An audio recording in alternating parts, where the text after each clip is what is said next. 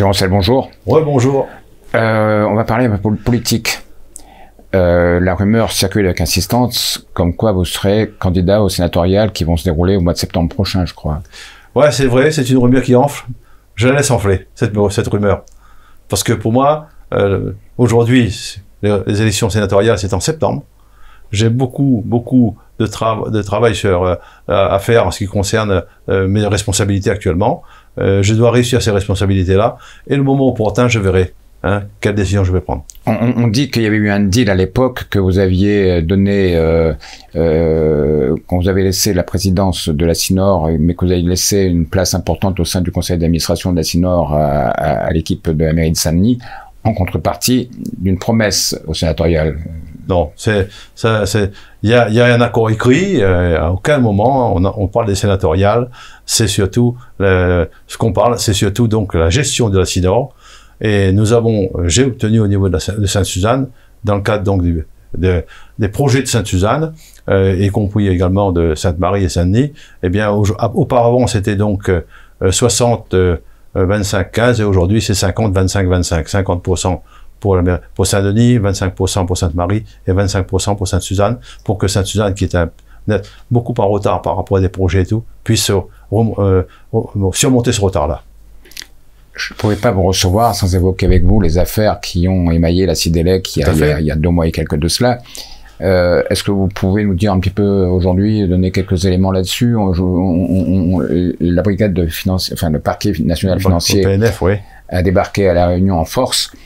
On vous a gardé à la Redoute, on vous a cuisiné longuement. 47h30. Oui, je sais qu'il y a eu aussi des perquisitions qui ont été menées au CIDELEC, chez vous, à la mairie de Sainte-Suzanne. Qu'est-ce qui reste de tout ça aujourd'hui? Alors, écoutez, moi-même j'étais surpris, donc quand ils sont arrivés au CIDELEC le matin donc du 12 décembre, si je me souviens bien de la date, et ensuite donc ils sont perquisitionnés au CIDELEC, ils n'ont rien trouvé, du moins en ce qui concerne ce qui a été dit dans les médias, qu'il y avait de l'argent, etc., etc. Ils sont venus également perquisitionner chez moi. Pour résumer, ils ont trouvé de l'argent, mais pas chez... ni au CIDELEC, ni à la mairie de Sainte-Suzanne, ni chez moi. C'est ça, ils ont trouvé... Donc, ils n'ont rien trouvé. Chez un de vos proches, quand même. Ben, écoutez, je ne peux pas parler au nom de mon proche. Moi, ce qui me concerne, chez moi, il y a donc, dans mes services, que ce soit mairie ou CIDELEC ou chez moi personnellement, ils n'ont rien trouvé. Maintenant, les choses, je ne sais pas où ça en est, continuent. En toute cause, en ce qui me concerne, je sais que j'ai été donc entendu pendant 47h30. J'ai répondu à leurs questions, simplement, et j'ai pas d'autres commentaires à faire parce que je laisse maintenant la justice suivre son cours. Suivre son cours. Comme exactement. On dit, vous faites confiance à la justice de votre pays. Ben oui, ben oui. Parlons un petit peu politique de façon générale. Comment est-ce que vous analysez la situation politique à La Réunion aujourd'hui? Huguette Bello, omniprésente, omnipotente, tout ce qu'on veut à la région. Je est en position de force aujourd'hui à la région. Les socialistes bien ancrés à Saint-Denis, mais il y a eu un raz-de-marée de la NUPES aux dernières élections législatives. Vous analysez ça comment, vous, à titre personnel, au nom du Parti communiste réunionnais?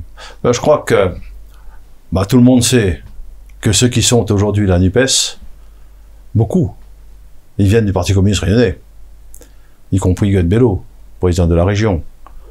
Elle a été élue députée pendant 5 mandats au nom du Parti communiste réunionnais.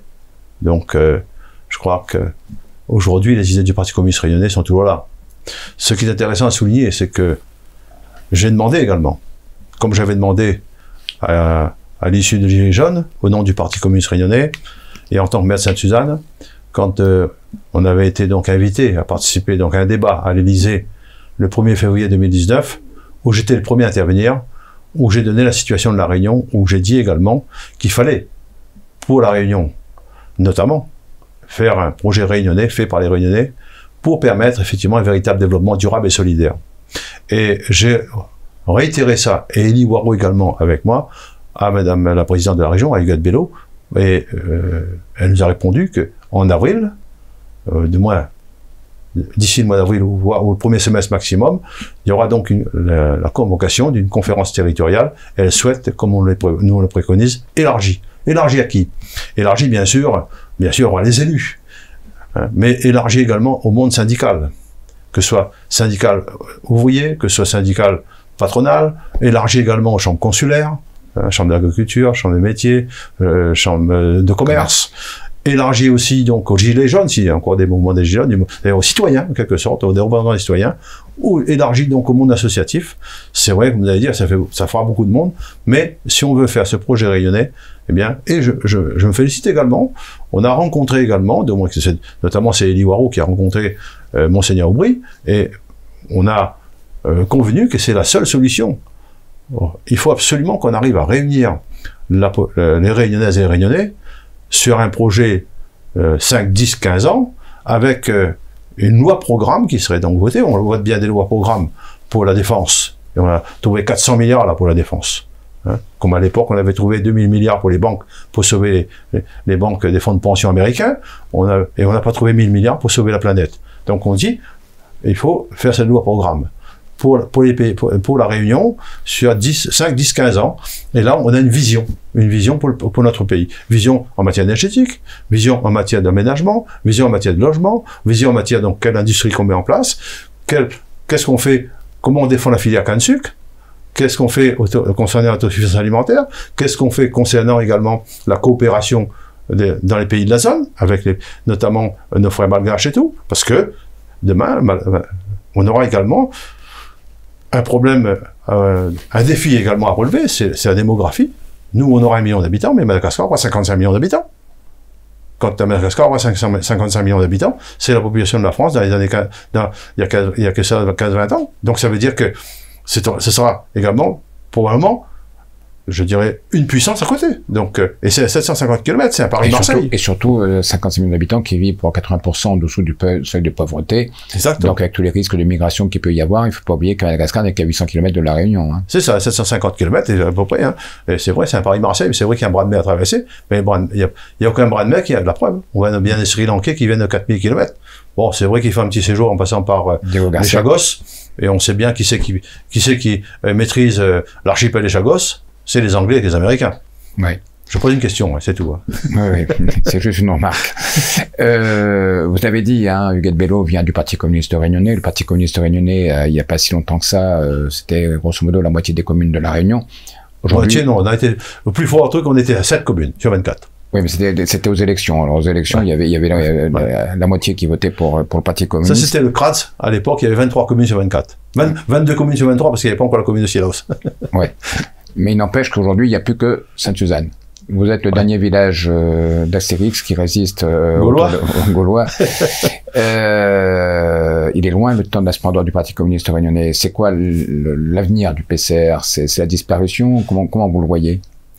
Non, moi je pense que les idées que nous avons semées, les idées du Parti communiste réunionnais, je rappelle quand même qu'on était un des premiers partis en 1975, on a pris ce qu'on appelle le plan de survie, où d'ores et déjà à l'époque, on parlait également de la protection de l'environnement et on parlait également de faire de l'énergie à partir de l'éolien et du solaire, en 1975. Donc ça remonte. Et donc, on est précurseur dans beaucoup de domaines, et notre objectif, comme Paul Vège l'a dit dans son livre d'ailleurs, du Nil au monde, et c'est pas pour nous donc d'avoir de monopoliser les choses, c'est de travailler avec les autres. Le Parti communiste, notre objectif, c'est de travailler avec les autres, c'est de faire le rassemblement avec et y compris bien sûr, c'est ce qu'on a fait la fois dernière aux régionales, faire également, mais pas uniquement. On est pour un rassemblement très large. Quand on parle de cette conférence territoriale élargie, il n'est pas question de le faire uniquement à gauche, parce que si on fait à gauche, ça sera du 50-50. Et ça, c'est pas bon. Il faut qu'il y ait donc une large majorité pour un projet réunionnais. C'est ça qui est important. Et le Parti communiste milite dans ce sens-là. Et à partir de là, je pense que le Parti communiste réunionnais aura toujours de l'avenir parce qu'on défend une idée de rassemblement du peuple réunionnais. Alors, on va finir avec Maurice Géroncel. Je vais pas dire votre âge. Bon, ça ne se dit pas, mais vous avez un âge certain, on va dire. Exactement. Et je me porte bien. Vous portez bien, mais vous avez, semble-t-il, déjà un petit peu pensé à votre succession, puisque vous avez fait rentrer votre fille au conseil municipal, qui est aujourd'hui adjointe à la mairie de Sainte-Suzanne. Est-ce que vous serez candidat aux prochaines élections municipales? Est-ce que vous allez passer le flambeau à votre fille? Alors, tout d'abord, Nadine est conseillère régionale. Elle n'est pas élue, elle est donc à la communication au service de la mairie. Elle a donc passé son concours d'attaché, elle a été reçue haut la main. Donc, elle fait son travail aujourd'hui, mais elle est conseillère régionale. J'ai René Soutaka qui est conseiller départemental. J'ai donc déjà délégué département-région. Et il va de soi que en 2026, je verrai si je suis encore en forme, si je peux encore conduire une liste ou pas, mais en tout cas de cause, j'aurai bien sûr Nadine avec moi, mais aussi René Soutaka. Très bien, merci. Merci.